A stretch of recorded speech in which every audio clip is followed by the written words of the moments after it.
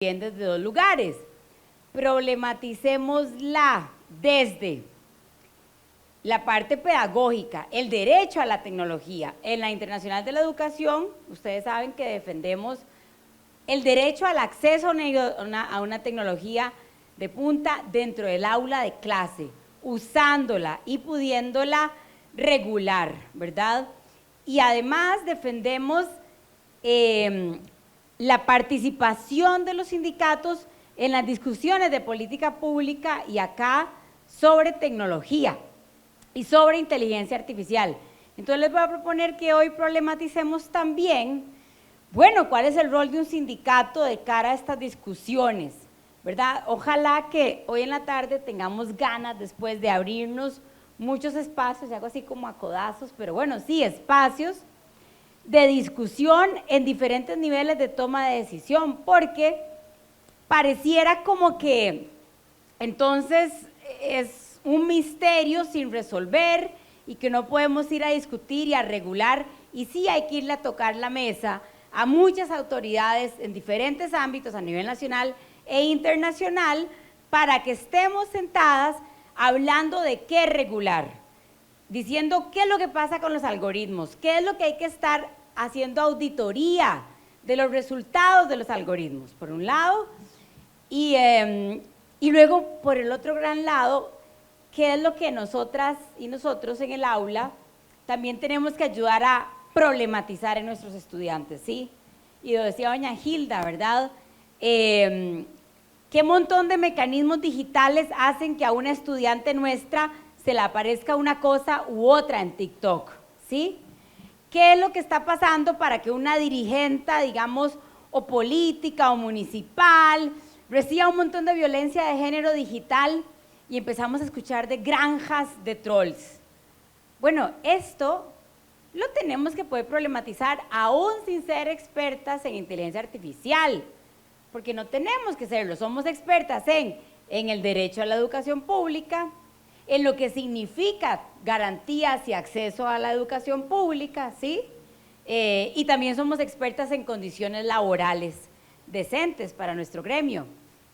Y entonces desde ahí, desde como volviendo a los lugares básicos, podemos luego pararnos de frente a estos temas, aunque no seamos expertas. Pero cada día vamos a ser más expertas y más expertos. Lo otro que les voy a proponer hoy, de acá, ¿quiénes tienen ya cuenta con ChatGPT? A propósito de lo que dice doña Hilda. Ajá, ok. Va a ser importante, ahora les voy a mostrar algunas cosillas. Sí, como que me hace... Pero va a ser importante que... Espérate, voy a apagar esto. Ya. Ahora podemos tomar la decisión si nos dejamos alguna tarea para poder ir a ver cómo es la sensibilización de un robot y para que entendamos si estamos trabajando para el robot o si el robot va a trabajar para nosotras, ¿vale? Así como entrenando a tu dragón, pero bueno, entrenando a tu robot, todo eso lo vamos a tratar de ver si nos da tiempo hoy. Entonces, vayamos allá. Primero les voy a contar rápidamente quiénes ya conocen al observatorio, quiénes estuvieron allá en Heredia cuando hicimos aquel taller de los algoritmos y los proxies y la caja negra. ¿Alguien estuvo? ¿Vos? ¿Yo? Muy bien. Somos dos. Hicimos un taller el año pasado y tratábamos de hacer un poquito, casi que un teatro, ¿verdad? De lo que eran los algoritmos y cómo están funcionando los proxies y los datos para entender los sesgos en inteligencia artificial. Yo les cuento entonces, yo soy de la Internacional de la Educación, al igual que el compañero Bolívar. La ANDE es una de las afiliadas a la Internacional de la Educación y tenemos un observatorio que funciona desde el 2017 aproximadamente. Hemos hecho una cantidad de publicaciones que lo que hacen es, hemos ido analizando, y ahora les voy a dejar estas publicaciones acá, hemos ido analizando lo que estamos viendo de tendencias que no es solo en Costa Rica. Y esas tendencias, como que cuando las ves decís, claro, era cantado llegar a donde estamos, que es una fuerza de personas trabajadoras totalmente sobrepasadas de funciones, ¿sí? Con una fuerte presión para congelar salarios, para evitar mesas de negociación. Si vemos el mapa de América Latina, pero también de Estados Unidos y también de otros países del sur, vemos una estandarización permanente, currículos estandarizados, permanentemente pruebas, evaluaciones, todo el día subir cosas a alguna plataforma digital y contabilizar y hacer datos. Y luego vemos permanentemente una criminalización de las personas docentes, ya sea o por el desempleo o por la pobreza o porque en pandemia no sabíamos, no teníamos una alternativa digital, ¿verdad? Es una permanente criminalización y no pasa solo en Costa Rica. Entonces en el OLPE hemos estado analizando ciertas cosillas que tienen que ver con una historia de gobiernos en América Latina que muestran una tendencia de entregar el gobierno educativo.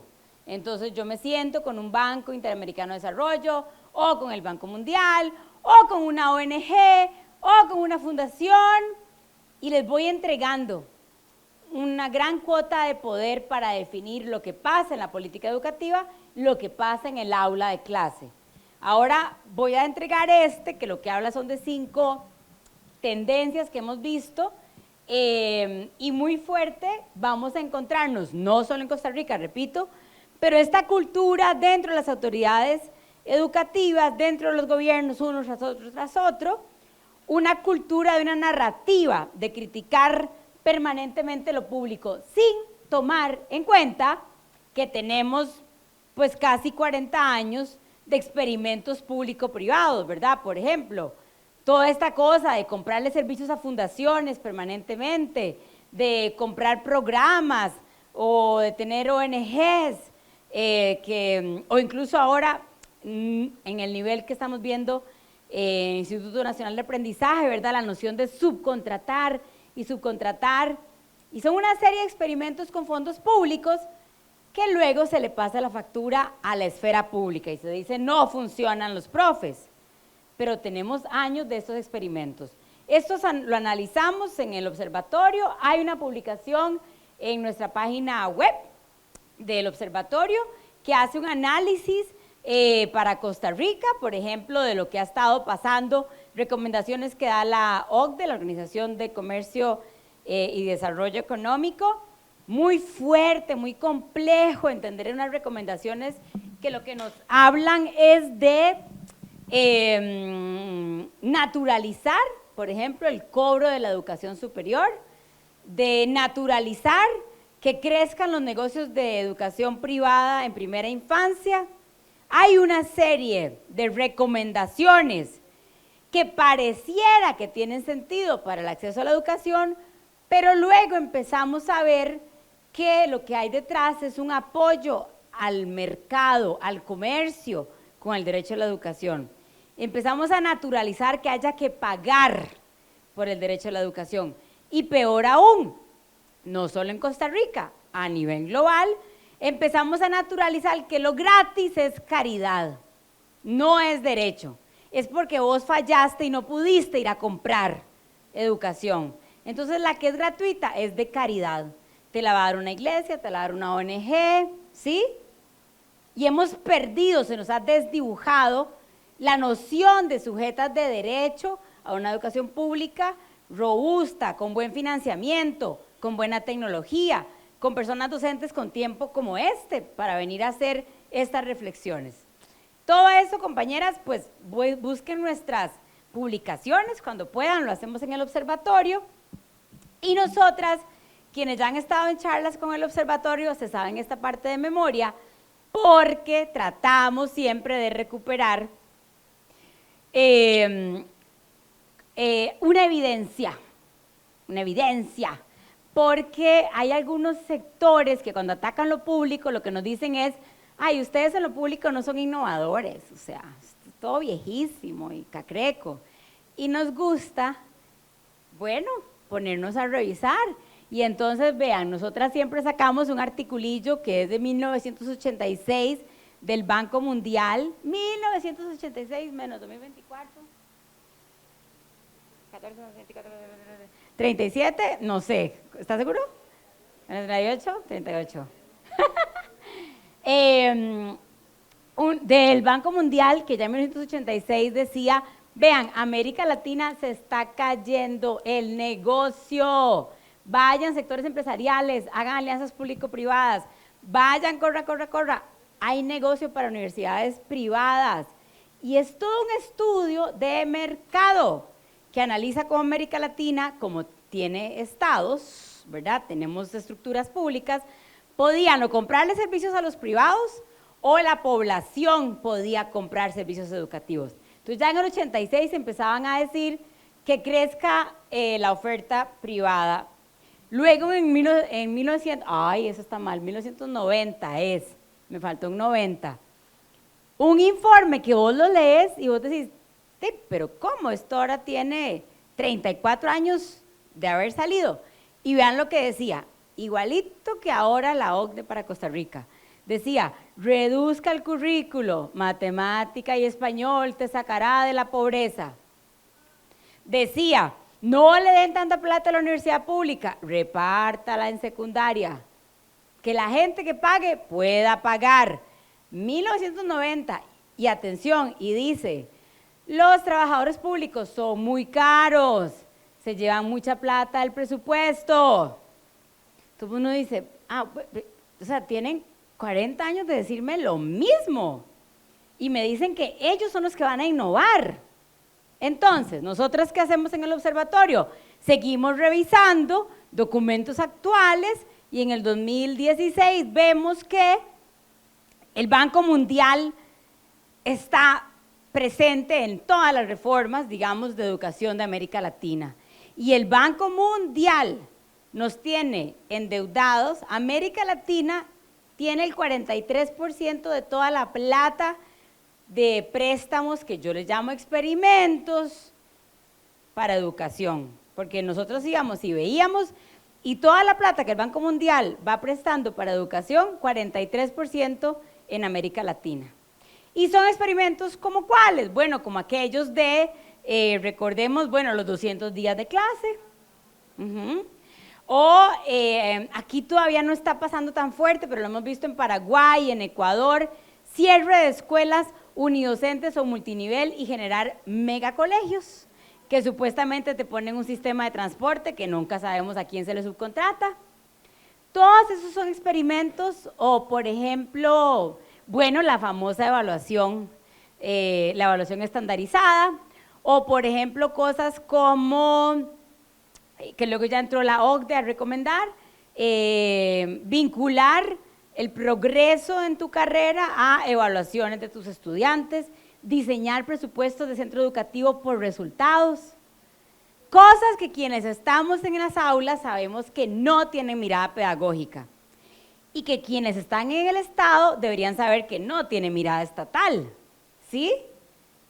Pero esas cosas las venimos viendo, por eso nosotras siempre revisamos estos estudios viejos y también quienes ya han estado en charlas nuestras han visto insistentemente pues nuestro llamado de atención a cómo estos discursos de atacar lo público, de atacar a los docentes, lo que hacen es alejar a estudiantes y a sus familias y a las comunidades, no solo de nosotros, no, es que te alejan de la identidad de sujeto de derechos, ¿sí? Y esto, ese vacío, esa distancia, ahí entra el negocio. Y ahí entra esta corrosión, ¿verdad? De irte obligando, de irte arrimando a una identidad únicamente de consumo y además de fallido, porque no podés consumir, porque no nos alcanza. Entonces, todos esos documentos y cada crítica que se le hace a lo público no es solita, ¿verdad? En el fondo lo que va haciendo es esa distancia y en esa distancia va cayendo pues el concepto de sujetas de derecho, ¿verdad? La ciudadanía. Y tenemos esa distancia y que ya no todos nuestros estudiantes lograrán ver ¿Por qué la Caja del Seguro Social tiene que ver con sus vidas? ¿Por qué si las universidades públicas tienen financiamiento tiene que ver con sus vidas? No, luego esa distancia nos va como tapando, ¿sí?, la visión para entender por qué la cosa pública tiene que ver con mi vida. Y nos pasa incluso, pues, como trabajadores de lo público. En este documento que les voy a dar, hoy nos vamos a centrar en el tema 2, 3 y 4. Este documento analiza 5 reformas que son permanentes, o sea, que las vemos todo el tiempo en América Latina. La primera es la forma de gobernar en alianza público-privada, ¿verdad? Una modalidad permanente de endeudamiento, de subcontrataciones, de que hay como una red de negocios que parece un avispero, que todo el mundo le quiere vender algo siempre a los ministerios de educación en todos los países, ¿sí? El segundo tema, que sí lo vamos a ver hoy, es un poquito la reforma en los currículos. El tercer tema en este libro es la reforma a la modalidad, ¿verdad? Esta insistencia en lo híbrido, en lo digital, que además, como lo decía doña Gilda hace un ratito, pues tiene un impacto en la carrera docente, en la estabilidad de nuestro trabajo, etcétera. Y el quinto punto es la reforma de los modelos de financiamiento, que no la vamos a ver hoy, ¿sí? Ahora, ustedes tienen ¿verdad? Este documento. Ok, este es una parte un poquito más elaborada de acá la página 67-68, que luego vamos a ver cómo lo repartimos, porque vamos a dejar de las 5 reformas, vamos a dejar uno muy interesante de las recomendaciones de la OCDE. Aquí verán para Costa Rica, para Perú, para Colombia, para Uruguay, y veremos cosas comunes. Y vamos a dejar el de las alianzas público-privadas. Más bien yo lo voy a dejar aquí y luego vemos cuál es la estrategia para repartirlo. Sí, también está en digital. Tal vez vemos si por filiales, etcétera, lo repartimos después. Ahí lo voy a dejar. Listo, entonces, compañeras.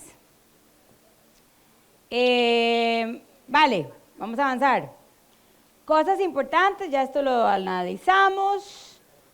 Voy a saltarme un poquitito, voy a ir como rápido en el punto 1 de las alianzas público-privadas. Pero tal vez acá dejémonos una idea para recuperar al final, ¿sí? El mito de lo público contra lo privado, ese mito, ¿verdad? Digamos, sabemos que es un mito porque permanentemente, nos dicen, lo privado es más eficiente, lo privado es más innovador, lo privado es más barato. Y fíjense ustedes que nosotras en esta investigación sobre público-privado hemos encontrado informes de las propias Naciones Unidas que nos dicen lo privado suele hacer sobrecostos. Lo privado, fundaciones, ONGs, suelen no tener mecanismos de rendición de cuentas tan claros como el sector público.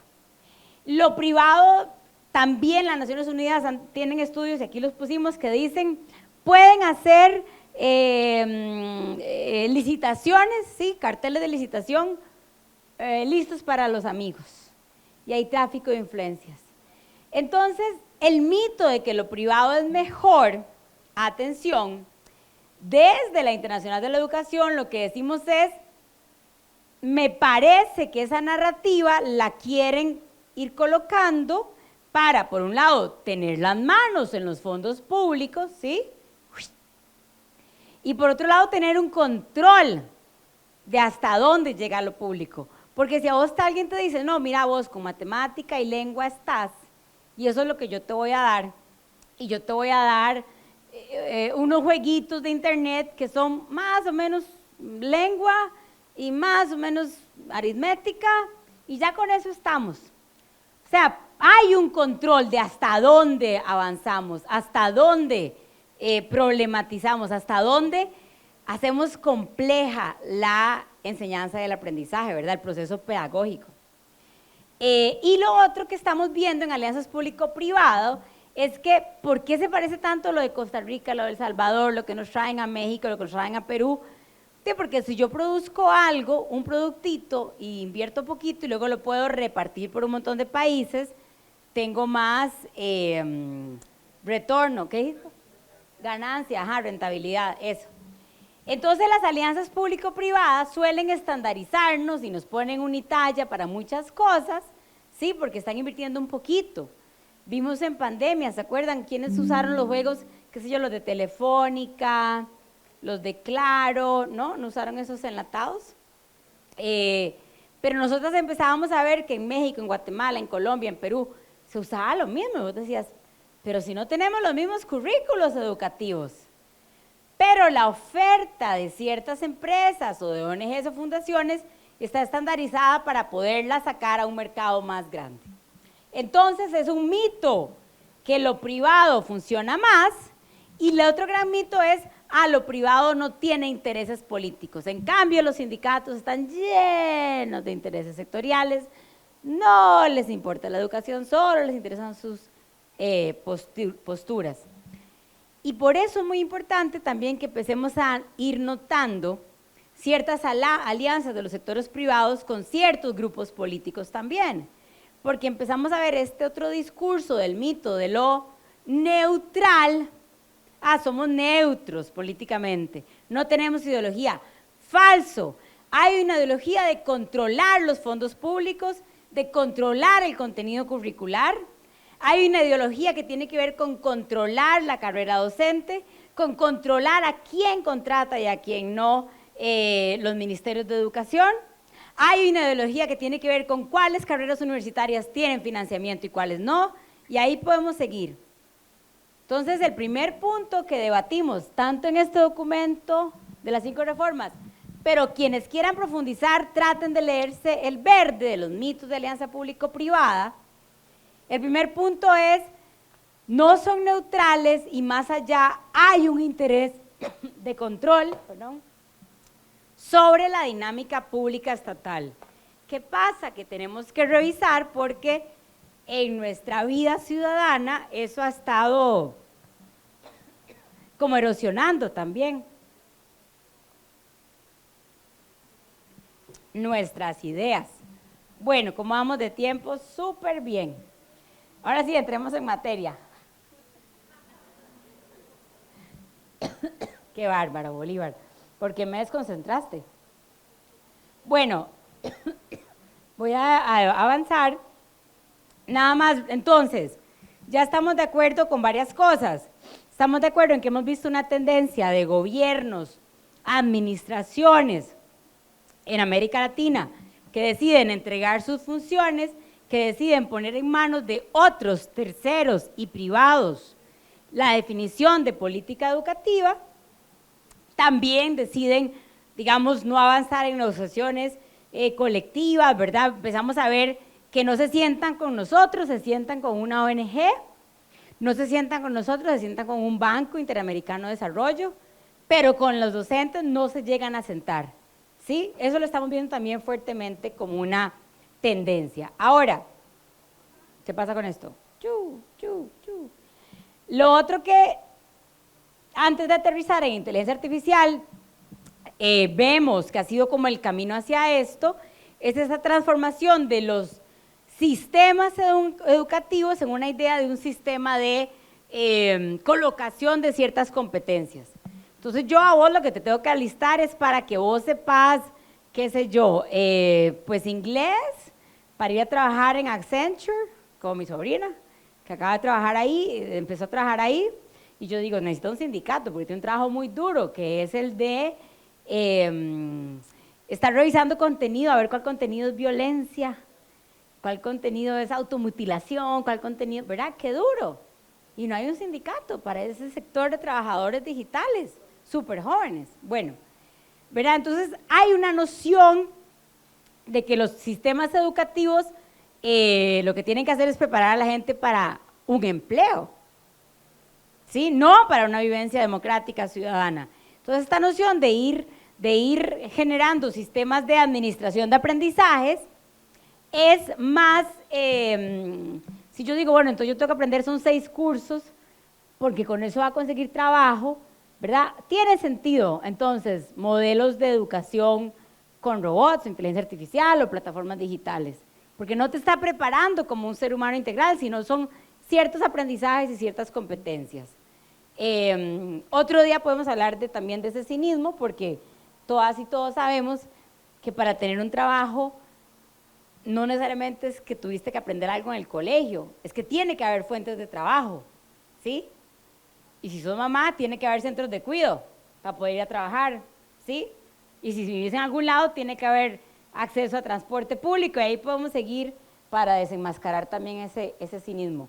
Voy a saltarme esto de la OCDE para aterrizar acá. Vale. Entonces, vamos a ver 3 documentos. 2 del Banco Mundial, 1 del Banco Interamericano de Desarrollo con el Banco Mundial, del año 2021 para acá, ¿ok? Vamos a ver esos 3 documentos, luego vamos a hacer un ejercicio con un robot en la compu, y luego vamos a tratar de hacer una ruta de tareas sindicales, ¿ok? Vamos a hacer eso. Vale, ¿cómo vamos de tiempo? ¿Están bien? ¿Aguantan todavía? Bueno, gracias. Entonces aguantemos, todas juntas. Vale, 2021. Esto también ya alguien me lo ha oído decir, 2021, pero antes de eso, 2016, el Banco Mundial nombra una comisión que se llama The Education Commission. Y la Education Commission, que la dirigía Gordon Brown, ustedes algunos se acuerdan, lo que tenía que hacer era decirle al Banco Mundial, mira, los países tienen que buscar así plata en educación. Le tenía que decir al Banco Mundial cómo los países iban a conseguir la plata para las metas 2030 en educación, ¿sí? Y entonces la Education Commission trabajó del 2016 hasta el año pasado, 2023, ya se deshizo. Y lo que hacía era estudios, vieran ustedes, un montón de publicaciones. Los países tienen que endeudarse, los de renta media como Costa Rica, tienen que endeudarse tantos billones para hacer esta reforma educativa. Claro, porque era una comisión de un banco. ¿Un banco de qué vive? De endeudarte, ¿sí? Y de especular con tus intereses. Entonces, este banco tenía interés de decir, ok, ¿cómo yo entonces sigo con el proceso de reformas y de endeudamiento permanente de todos estos países? Entonces la Education Commission, luego en el 2021 dijo, ok, el banco le dijo, bueno, así es como se van a financiar, con deuda, y los países pobres, bueno, con donaciones, listo. Y luego el Banco Mundial dijo, ahora dígame cómo voy a lograr más acceso a la educación. Entonces la Education Commission le dijo, listo, aquí te lo tengo, papi. Le dijo, mira, vamos a hacer un sistema digital y ya no necesitas tantos docentes, porque yo te voy a hacer un modelo que son, por cada módulo, por cada 4 módulos, solo en uno trabaja un docente. Y en los demás son facilitadores, apoyo o apoyo digital. ¿Cómo se hace ese modelo? Teniendo diseños curriculares que se puedan llevar como por un guión en una tablet, ¿ok? Busquen ese documento, por ahora está en inglés, esa es la portada, se llama ¿Cómo financiar el sistema EdTech, de educación tecnológica? ¿Sí? Y está de nuevo, vean acá, están de nuevo los cálculos de cuánto tiene que endeudarse cada país, acá está. El Banco Mundial le dijo a la Comisión, vea, del 2021 al 2030 se necesita 1.4 billones de dólares para universalizar el aprendizaje digital, 428.000 millones para una conectividad universal y 46.000 millones para los servicios de educación digital. Ahora, otro documento, que creo que no está aquí, pero si no se los mando con don Luis. Al mismo tiempo, esta misma comisión hizo un documento de la reforma global docente. Repito, reforma global docente, de la carrera docente, y en ese documento dice, ok, hay que ver cuántos profes hay en el mundo, cuántos saben de educación digital y quién los va a alfabetizar en la parte digital. Porque para que este modelo de lo digital funcione, hay que ir estandarizando ciertos contenidos de mediación pedagógica. Pero entonces, además, ¿qué es la complejidad acá? En esta tendencia de la reforma, ¿verdad? Es decir, lo presencial no funciona. Vean qué complejo. Atención acá. ¿Cuántas veces han oído a sus primas, a sus hermanos decir, yo lo tengo en un privado porque ahí no hay huelgas? Ajá. Sí, yo lo tengo en un privado porque ahí no hay huelgas. Yo lo tengo en un privado porque es que el horario del público es que salen a las 10 de la mañana del kinder. ¿Cómo lo voy a ir a recoger? ¿A qué hora estarán? ¿Ok? Ok. Aquí en Costa Rica, bueno, no, sí, en Alajuelita. ¿Quiénes se dieron cuenta que en Alajuelita hubo toque de queda? Ajá. Entonces, hay miedo de que alguna gente salga, ¿verdad? Salir y la balacera. O empiezan entonces a decirnos, es que entonces para que no salgas de la casa, el sistema digital. O venís menos horas a la escuela y otra parte de la casa. Ah, qué cómodo, así me puedo acomodar, porque como no lo puedo ir a recoger, no lo puedo dejar. Atención, porque hay cosas del modelo que pueden seducirnos incluso a nosotras, ¿sí? Es bonito a veces no salir de la casa todos los días, ¿sí? Pero acá hay una complejidad en la narrativa porque nos lo están presentando y si ustedes ven el documento te dicen, esta es la solución para poblaciones más empobrecidas, soluciones en conflicto, barrios más violentos, como que empezamos a decir, pero es una idea como de gueto, de hacernos guetos digitales, ¿verdad? Y hay todo un estudio de mercado que tiene que ver con cómo sale más barato el sistema educativo. Y que vos necesites una persona docente, no ya los 5 días de la semana, ni en todas las asignaturas, sino un día y medio, y en las demás son replicadores, facilitadores o incluso un robotcito que va viendo cómo te ayuda a destrabarte de ciertos contenidos. Estas publicaciones existen. No estamos locas, no es teoría de la conspiración, no es solo paranoia, ¿sí? Son publicaciones que están elaboradas con estudios de mercado y que en ciertos países, ¿verdad?, los gobiernos van a empezar a implementar o en alianza público-privada. Ya lo vimos en Perú. Ustedes, si tienen internet, métanse ahí, Innova Schools, Futura Schools. Gente, son escuelas privadas que valen $60 el mes y que hay 80 chiquitos en un aula con un iPad, ¿sí? 80 chiquitos en un aula con un iPad cada uno y una persona docente que lee el guión. Y las Innova Schools de Perú tienen el guión que tienen las Innova Schools de México, porque son una franquicia de escuelas. ¡Tatán! ¿Sí? Y pues son escuelas privadas, la gente dice, bueno, $60 lo puedo pagar, pues aprenden inglés y tienen un iPad, qué fascinante, ¿sí? Y no van a huelga, y no hay sindicatos. Es muy complejo. ¿Y dónde entra Innova Schools? En ese hueco que dijimos que se abre entre docentes, familias y estudiantes. Ese vacío de cuando no entendés por qué importa el currículo, cuando no entendés por qué importa que algo sea público, cuando no entendemos por qué importa que algo sea gratuito, por qué importa que en una escuela nos encontremos gente muy diferente, ¿sí? En ese vacío que se va dejando ahí, cada vez que nos ataca a lo público, cada vez que nos dicen es que van a huelga, cada vez que nos dicen es que no funciona, todo se está cayendo, y que nos ponen el mito, lo privado sí funciona, que ya sabemos que es un mito, porque aquí quienes usamos cosas privadas, también hemos visto que no funciona, esas carreteras que dan en donación, en alianza público-privada, hemos visto que son carreteras que se caen, ¿sí? Entonces, en ese vacío de la narrativa, en ese vacío caben estos negocios. Cuando puedan, entren a Innova Schools y vean, Innova Schools, Futura Schools, usa un mecanismo también parecido a una escuela, ay, ¿cómo se llama la de los árabes? Abu Dhabi, ahorita me voy a acordar, que tiene ya tiene su propia universidad en Abu Dhabi, entonces vos formás a tus docentes de tu escuela privada, vos les das el título.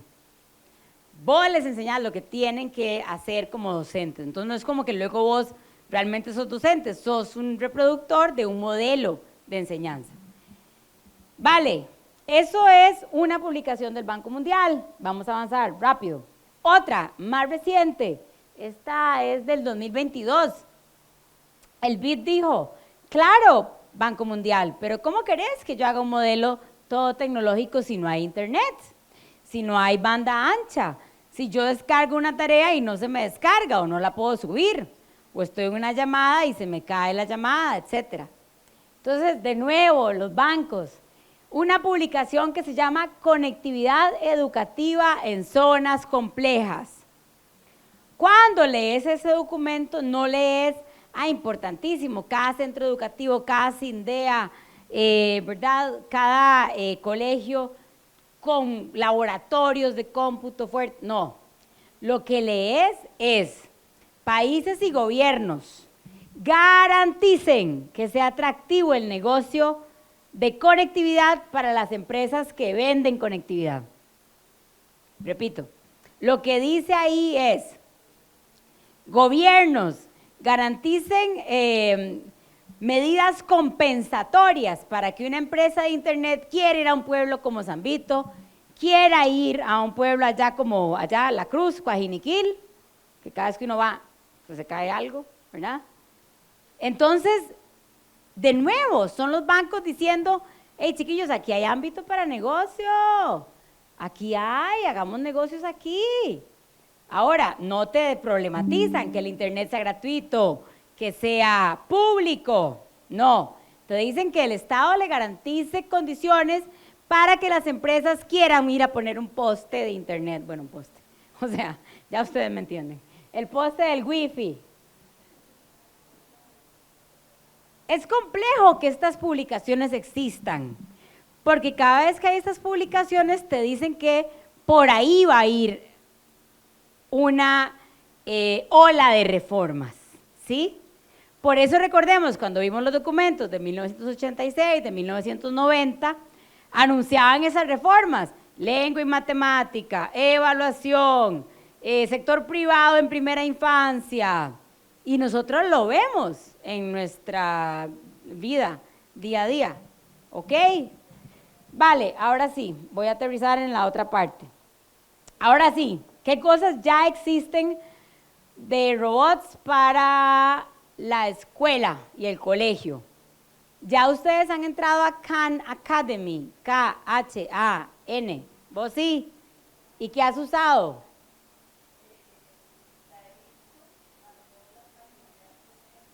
Ajá, ok, sí, ejercicios de matemáticas, una página amigable, en efecto. Vale, Khan Academy es una página web, que vean qué curioso, te haces una cuenta y te da gratis,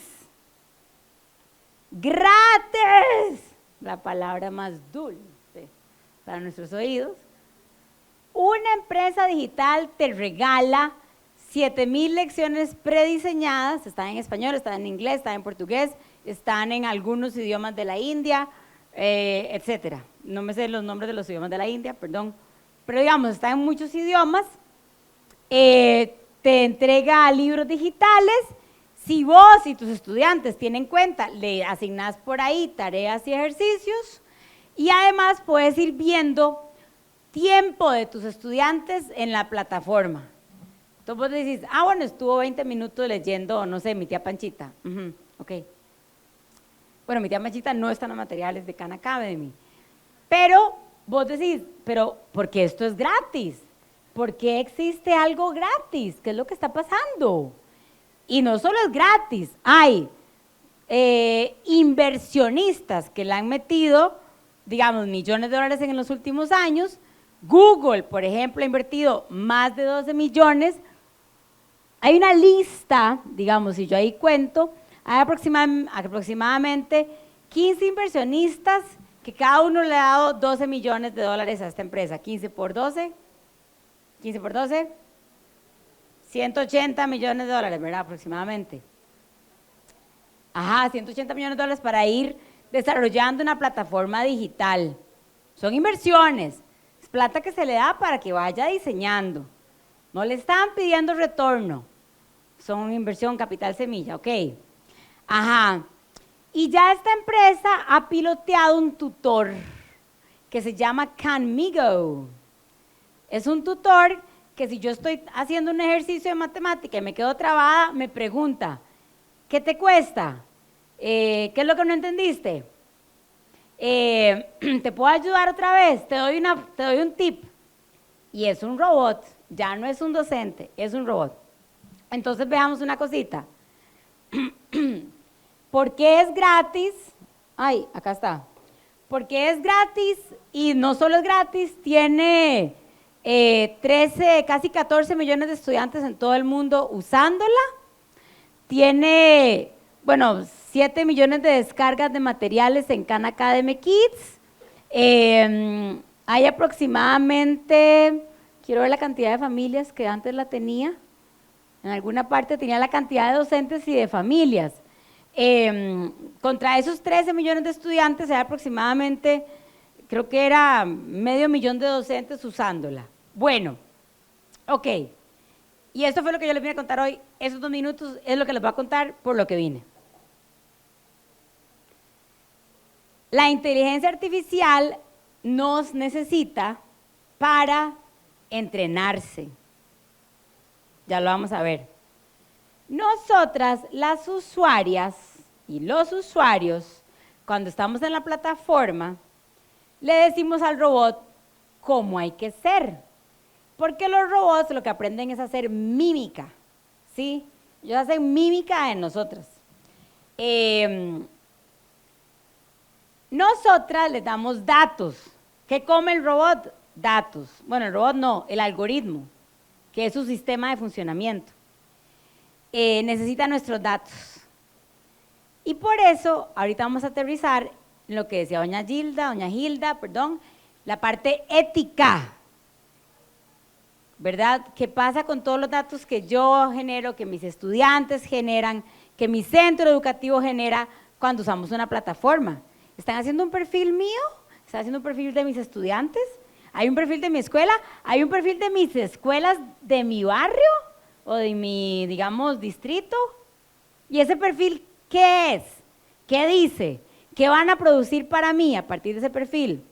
Hay contenidos que nunca me van a mostrar porque el algoritmo dijo, mira, aquí ni saqué de geografía. No, mira, ni mostré lo que es una cuenca hidrográfica, eso no importa. Ahí, o sea, no pasan ni de las 7 provincias. ¿Qué pasa con el perfilamiento de estudiantes, de docentes, de centros educativos?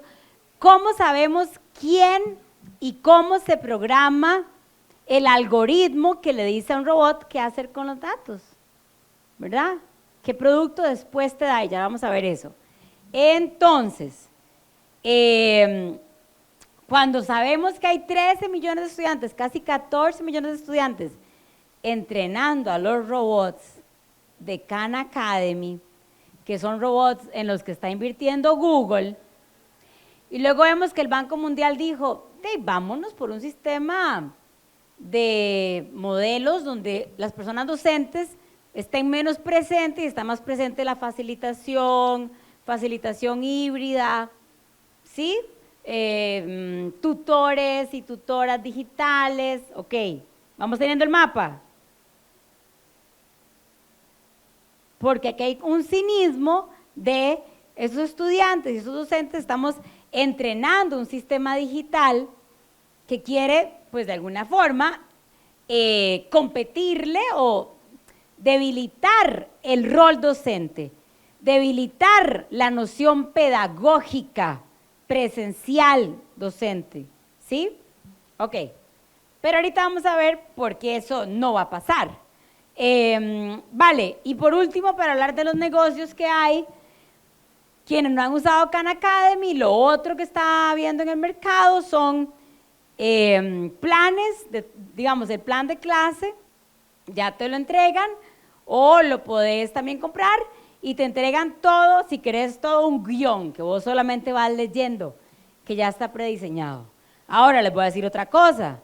Cuando ustedes salen de su casa a las 5 de la mañana y llegan a las 7, pues ¿a qué horas haces planificación? ¿Ah? Entonces por eso digo, estas cosas empiezan a seducirnos. Sí, hay gente que sí, que sale a las 5 o incluso va a llegar a las 8, si tienes que ir a la U vas a llegar a las 10. Entonces, que a mí me digan, ya yo te doy el plan, toma, aquí está impreso, mira, está súper clarísimo. Y hasta te digo luego cómo reportarlo en todos los formularios que hay que llenar. ¡Listo! Hasta te digo cuáles indicadores tienes que llenar esa semana. Suena como una gran salvada, ¿verdad? Sí, porque hay esa complejidad de que esos productos parecen ser seductores. Entonces tenemos que ir viendo, ajá, ¿qué es lo que está en el fondo? Bueno, ¿cómo es que yo voy a ir a zapatearle a estos productos y decir, no, hay un valor político, social, cultural en el quehacer pedagógico en aula? No da lo mismo que yo vaya como docente pensando y unificando los conocimientos y las discusiones en aula a que yo lo tome de un guión estandarizado, ¿verdad? Hay discusiones ahí para dar. Ahora, voy a preguntarles, vean, ahora sí ya empezamos, nuestros experimentos nuestros. Les voy a leer una frase. Dice, a ver, ajá, la principal, sí. Dice, las principales negociaciones sindicales que puede llevar a cabo un sindicato de maestros suelen centrarse en la mejora de las condiciones laborales y salariales de su miembro. Un aspecto crucial de estas negociaciones es la búsqueda de incrementos salariales que reflejen adecuadamente el costo de vida y reconozcan el valor de trabajo educativo. Voy a bajar un poquito más. Luego dice, otro ámbito significativo de las negociaciones sindicales se relaciona con las condiciones de trabajo. Los sindicatos de maestros suelen negociar para reducir carga laboral, buscando límites en la cantidad de horas de trabajo fuera del aula, etc. ¿Alguien sabe quién escribió esto? ¿Alguien sabe quién lo escribió? ¿Dónde lo leyeron? Yo le pregunté a ChatGPT hoy, ahí no se ve, sí, doña Gilda sí pegó. Yo le dije, por favor, elabora 2 párrafos sobre las principales negociaciones sindicales que pueda hacer un sindicato de maestros. Yo le dije a ChatGPT eso. Espérense para ver qué más le dije. Aquí tengo a ChatGPT porque acá está. Vean, ay, se ve muy chiquitito. ¿Cómo lo hago más grande? Voy, que no cunda el pánico. Espérenme, porque esto es traición de ChatGPT. Ok, también le pregunté a ChatGPT, más temprano le dije a ChatGPT, escribí un párrafo usando el estilo de María Isabel Carvajal o Carmen Lira.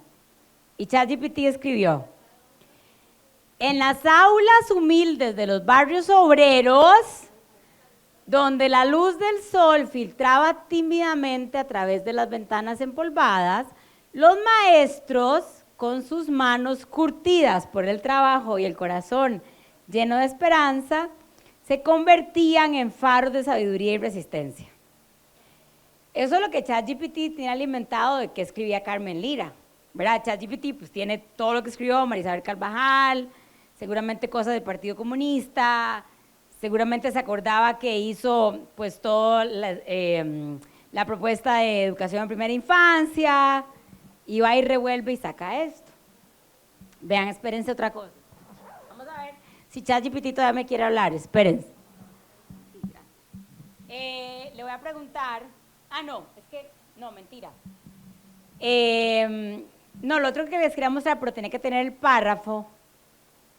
Sí, les voy a decir a ChatGPT que me simplifique un párrafo. Espérense y ya vamos a llegar a por qué es importante entender estas discusiones con el robot. Voy. Toma, por favor. Es que voy, porque yo quiero tal vez que ChatGPT elabore uno de estos párrafos que yo tengo acá, para que nosotras veamos qué es lo que hace el robot, qué es lo que el robot está entrenado para hacer. Déjeme que yo, vea que le pida, no, necesito un párrafo más complejo, perdón por esta parte, que es que mi computadora tenía que estar lista para esto. Acá, voy a hacer un ejercicio que es primero en inglés, les pido disculpas, Freire, para que veamos una cosita de nuestra relación con ChatGPT. Voy a copiar un párrafo un poco complejo que tiene un texto de Paulo Freire, y yo lo voy a decir en inglés, por favor, review grammar, que revise la gramática y que lo encoja el texto. Vamos a ver qué hace. Vea, hay gente que desde allá no puede ver, lo siento, pero ahorita les voy a contar qué hace ChatGPT. Entonces yo le digo a ChatGPT, por favor revise gramática y reduzca este texto. Y le pongo un texto de Paulo Freire, que dice Paulo Freire, dice las palabras el opresor, dice las palabras liberarse de la opresión, etc. Y ChatGPT, que ahora está trabado porque me está traicionando el internet, ya les voy a mostrar, vieran que lo que pasa es que me borra a Paulo Freire, me borra muchas veces la palabra opresión, me hace plano el sentido de lo que yo le estoy diciendo, analice. ¿Qué hace el robot? Él está diseñado para una experiencia sin fricción, para una experiencia sin problema, ¿sí? Lo que están haciendo los algoritmos, ellos necesitan que tu experiencia, para que vos como consumidor volvás, sea una experiencia ágil, libre de fricción, libre de conflicto. Yo no sé si en estudios sociales, en literatura, en historia de Costa Rica, pues podemos llevar discusiones libres de fricción, o libres de conflicto, o libres de incomodidad, porque si no, no podemos enseñar la historia. Es más, no podemos enseñar ni siquiera la administración actual de Costa Rica, las desigualdades entre regiones, ¿sí? Bueno, aquí me respondió Pablo, no me ha contestado. Ah, sí. Aquí me contestó. ¿Sí lo menciona? Ah, ya. Porque mi robot sí ya está entrenado. Yo lo he entrenado para que no me borre autores y me mantenga ciertos conceptos intactos. Entonces, una tarea, por favor, quienes tienen su cuenta en ChatGPT, que es gratuita, se hace con un correo electrónico, les propongo que traten de identificar, pongan textos que ustedes consideren complejos y den solo una orden sencilla. Reduzca el texto. Y tratemos de ver qué decide borrar el robot. Cuando vemos qué decidió borrar, preguntémonos cómo fue el entrenamiento para que el robot decida borrar ciertas cosas. ¿Sí? ¿Quién tenía cuenta aquí de ChatGPT? ¿Vos? Ok. Entonces, pues ahora no, porque se van a quedar jugando, yo sé, todo el día en el ChatGPT. Pero tal vez empecemos a notar, si le pones, por ejemplo, un párrafo más complejo, no sé, alguna negociación, algo que vos veas que tenga fricción y le das solo una instrucción, reduzca el texto. Y luego tratemos de entender, repito, qué fue lo que redujo, qué decidió sacar. Y luego tratemos de entender qué orden previa a mí recibió ese algoritmo que le diga cuando reduzca, quite qué, quite todo qué, quite lo feo, quite lo político, quite lo sindical, ¿qué es lo que está quitando?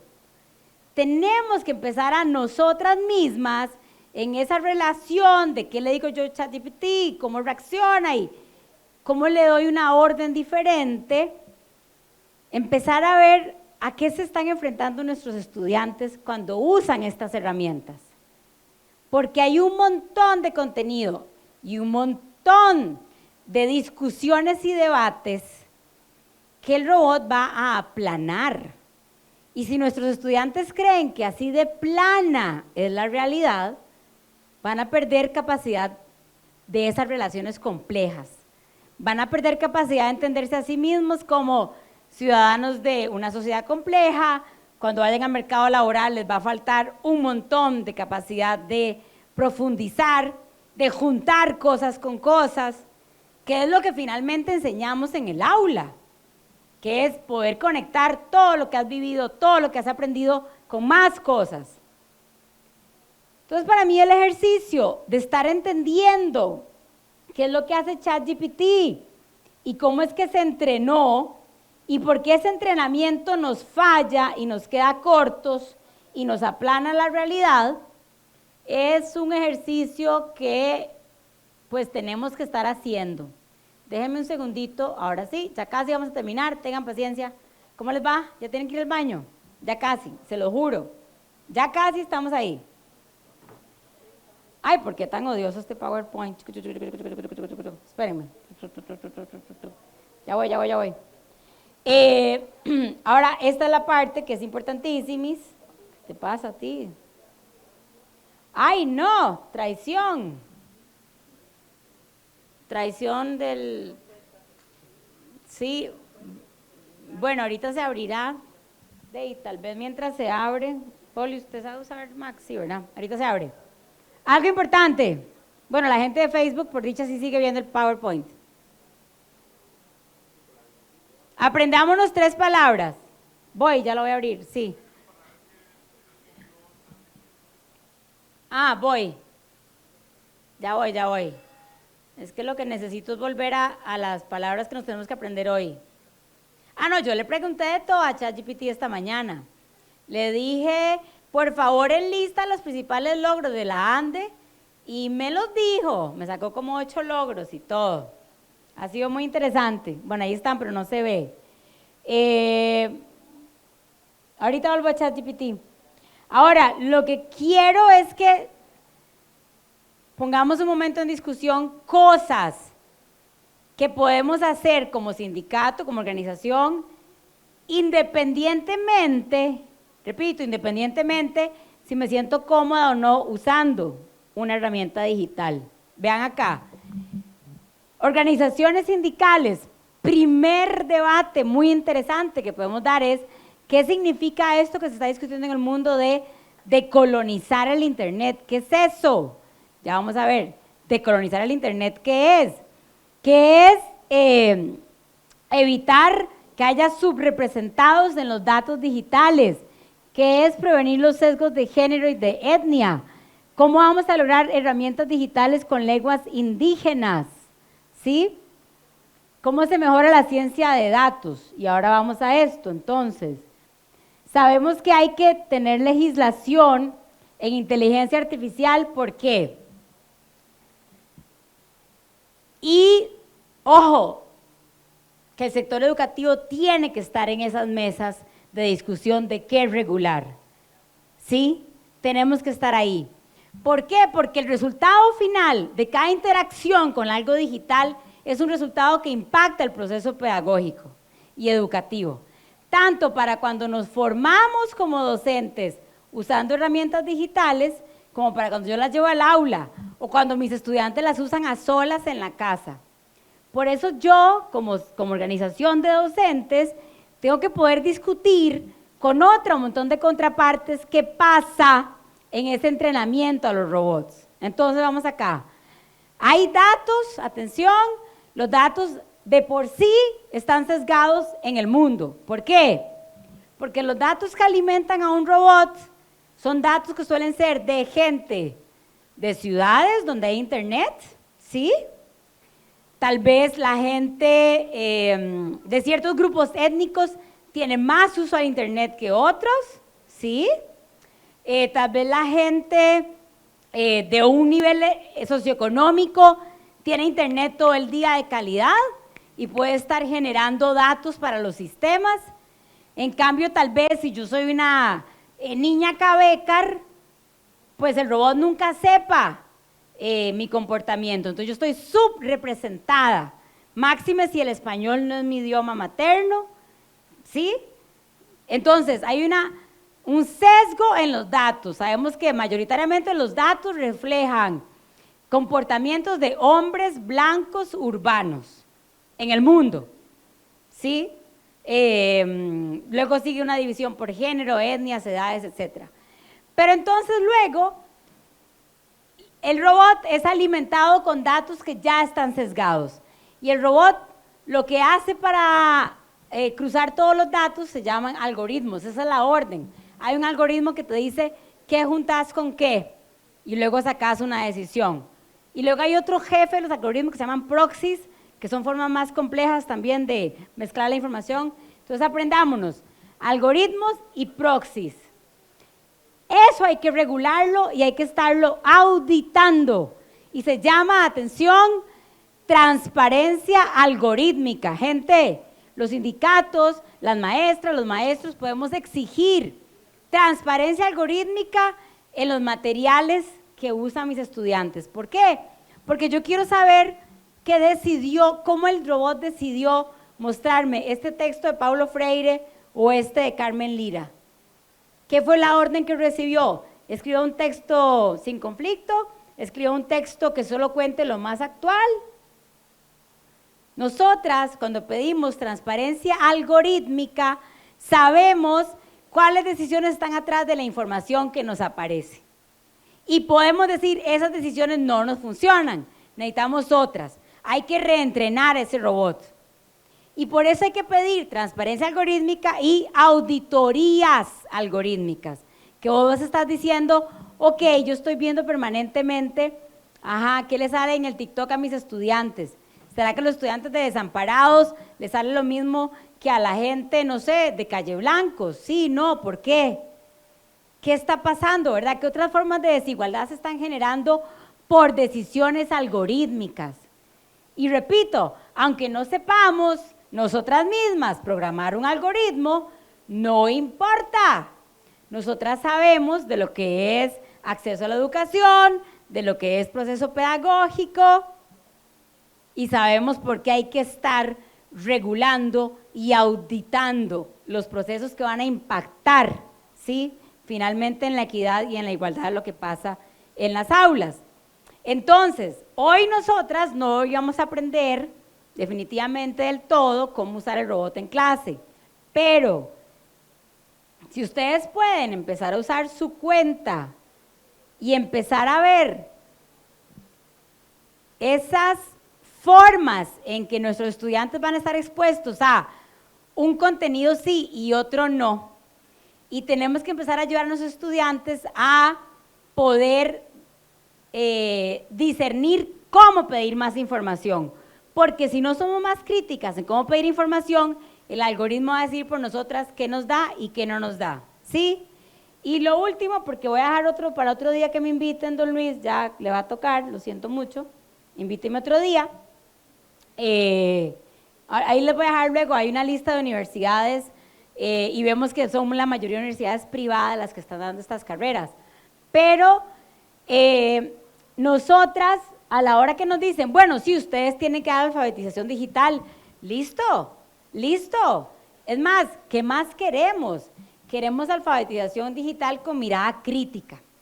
Y empieza, por ejemplo, con que nuestros estudiantes sepan por qué es que no hay laboratorios digitales en los colegios. Digamos, bueno, hay un presupuesto, ¿qué está pasando? ¿Cómo se va a fortalecer la parte digital del MEP? Hay una oficina de, ¿sí? ¿Cómo se llama? La oficina de cuestiones tecnológicas. Ni nos acordamos. Pues la que no hacía lo que hacía la Fundación Omar Dengo, pero que lo pudo haber hecho ella. Bueno, ¿sí? La alfabetización digital empieza por entender cuál es mi derecho al acceso al Internet y quién no me lo está garantizando, ¿sí? Y también la alfabetización digital tiene que ver con cómo yo voy a discernir la información que se me presenta. ¿Es esa? ¿Cómo la voy a contrastar? ¿Cómo voy a buscar otra información? ¿Sí? Y también tenemos luego que entender si a nuestros estudiantes les están haciendo perfiles, qué es lo que pasa con el bullying digital. Todo eso es alfabetización digital. Si vos tenés estudiantes que han tenido intentos de suicidio por violencia digital, eso es parte de la alfabetización. ¿Cómo te proteges en redes sociales? ¿Cómo decidís qué vas a publicar de vos, de tu vida, para no estar en riesgo, sí o no? ¿Sí? Pero también, si sos una persona trabajadora de la educación y publicas algo, ¿eso puede generarte persecución política? ¿Sí? O si sos mujer y estás publicando cosas, se nota que en tu muro hay más violencia digital de género. Todos estos temas están como servidos en una bandeja de plata para que los discutamos. Alfabetización digital no solo es saber hacer una clase por Zoom, ni saber llenar un examen por internet. Alfabetización digital es problematizar el derecho a la educación pública cruzado por estas tecnologías y problematizar desde si la persona que está programando los robots la voy a considerar trabajadora de la educación, no sé. En el futuro, esos programadores y programadoras van a tener un sindicato, yo los tengo que afiliar, son trabajadores de la educación. O sea, hay discusiones para dar, que no nos la cierren la discusión, que no nos digan, es que ustedes los profes no tienen alfabetización digital. Ah, no, sí tenemos, y vea, y es más, para nosotras alfabetización digital también es cuántas mujeres están entrando a las carreras de tecnotrónica. ¿Cuántas universidades públicas están ofreciendo estas carreras? ¿Cuántas becas hay para mujeres? Ajá. Nosotras podemos hacerlo tan amplio como queramos, porque, repito, no somos expertas en algoritmo, pero somos expertas en derechos laborales, derechos a la educación pública. Y por eso tenemos que estirar así la cobija de lo complejo, y como dirigentes sindicales ahí meter todo, el perfilamiento mío, de mi escuela, de mis estudiantes. ¿Quién tiene esos datos? ¿Los están vendiendo? ¿Dónde los guardan? A mí me dicen, ¿qué hacen con mis datos?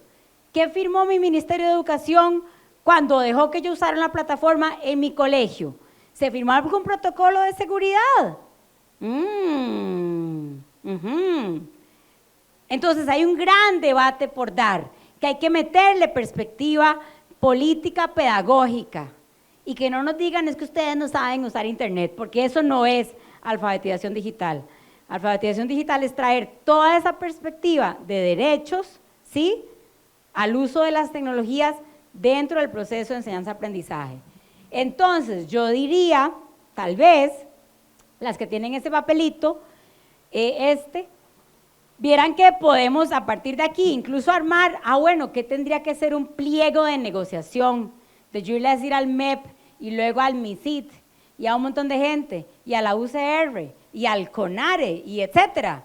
Ir a decir, vea, los docentes tenemos que estar en una comisión que se discuta esto, que se discuta el perfilamiento de mis estudiantes, para yo evitar que me perfilen a los estudiantes por barrios, ¿sí?, y que el algoritmo les muestre solo la información a estos y a otros información más compleja, pero a estos otros no.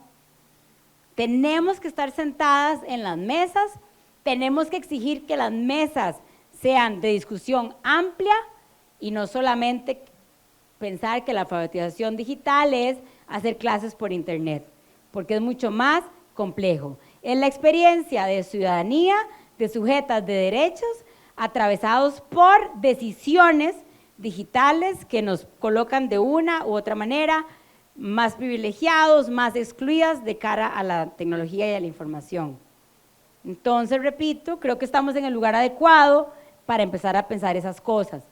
De tarea, primero revisemos aquí, hay un punteíto al final, un punteíto, ya no sé ni dónde está, que dice perspectiva sindical, y vas viendo que hay como 12 puntos de cosas que se pueden discutir. Empiezan también por el derecho de las personas docentes a su seguridad, a que no se les esté vigilando, ¿sí? Y el derecho de las personas estudiantes también a que no se les perfile, no se les estigmatice y que no se les excluya de cierta experiencia de información por cómo usan plataformas. Ya no me quedó el tiempo, ya tengo que cerrar aquí, pero yo podría seguir, pero por favor párenme. Tarea. Todas las semanas que vienen, bueno, quienes quieran hacer la cuenta ChatGPT, pues la hacen, es gratis, pero para pelear con el robot, para entender qué es lo que el robot me está dando? ¿Qué es esto que me estás dando? ¿Qué es este párrafo que me estás dando? ¿Qué es esto que hiciste? Y entonces empezar a desandar las decisiones de ese robot y decir, hey, tiene que haber alguien que esté diciéndole a estas empresas, no, no, no, esto hay que rediseñarlo y este algoritmo no sirve, lo botan y hacen otro. Otro día, si me invitan, hablemos del futuro del reclutamiento en el mercado laboral docente, de cómo un montón de máquinas que reclutan no van a reconocer caras de profesoras negras o caras de profesores indígenas porque no tienen las medidas, ¿sí? No han sido entrenados para reconocer ciertos rostros y nunca los van a contratar en procesos de reclutamiento facial. Fascinante, hay mucho que hablar y mucho que hablar con perspectiva sindical. Entonces, pues démonos a la tarea de seguir averiguando con mirada de sospecha y pedir esas cosas, exactamente. Y poner esos debates que nosotros vamos a poner. Tengo que dejar hasta aquí, don Luis, vea la hora que es y no hemos tomado café. Les agradezco mucho el tiempo. Váyanse a leer entonces, muchachas, esta y los otros libritos. Ok. Algoritmos. La ley de cómo se administran los datos. Los datos sesgados porque no está todo el mundo representados. Los resultados de un proceso algorítmico, los resultados suelen no ser transparentes. Necesitamos que sean transparentes para entender cómo llegamos ahí. Entonces, bueno, vayámonos, metámonos en chats de transparencia algorítmica, metámonos en foros de auditoría algorítmica y vamos a empezar a ver que no estamos solas, que no somos unas paranoicas, sino que hay grandes debates mundiales sobre esto y están esperando que lleguen los docentes. Están esperando y necesitando que llegue el sector educativo a esos debates. Gracias.